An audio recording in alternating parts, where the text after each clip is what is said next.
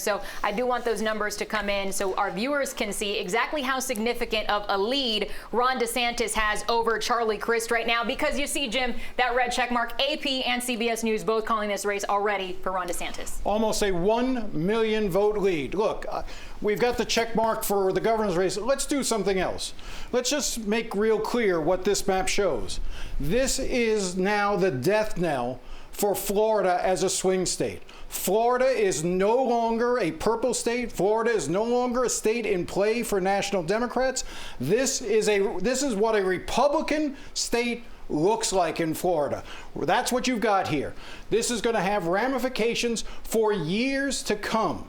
I do not expect that the Democrats will invest in Florida in the future. After this sort of shellacking, 1 million votes, this is now a state that is purely red. And the Democratic Party in the state of Florida is in shambles tonight, and this is the result of it. And this is one of the most clearest repudiations of the Democratic Party you've seen anywhere. This is like what happened, if you remember, if you're old, Ohio used to be a swing state. Now it's a red state.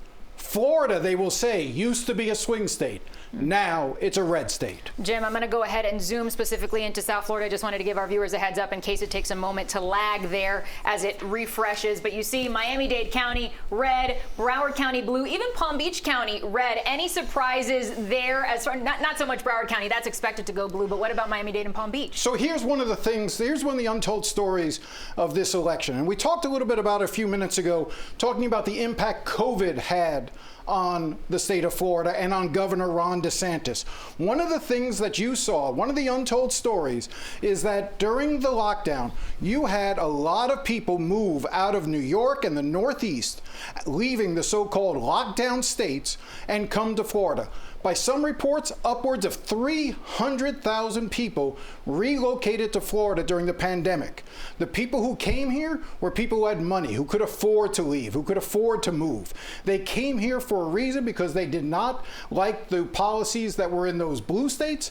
They came here because of what Governor DeSantis was selling, and they bought into it hook, line, and sinker. And one of the largest counties that they came and settled in, tens of thousands of people moved into Palm Beach. That is why you are now seeing Palm Beach as what was once a reliably blue county, not as much anymore. Look how close it is in Palm Beach. We've got those numbers there right now. This is the breakdown for Palm Beach County. But this would never have happened 4 years ago.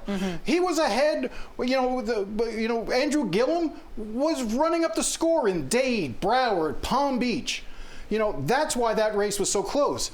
Look at that, just to compare, this was Andrew Gillum in Palm Beach County 4 years ago. 58% over Ron DeSantis is 41%. And now it's completely flipped. And when you do that in Palm Beach and you do that in Miami-Dade, there is no path for a statewide victory for any Democrat in the state if you lose Miami-Dade and Broward.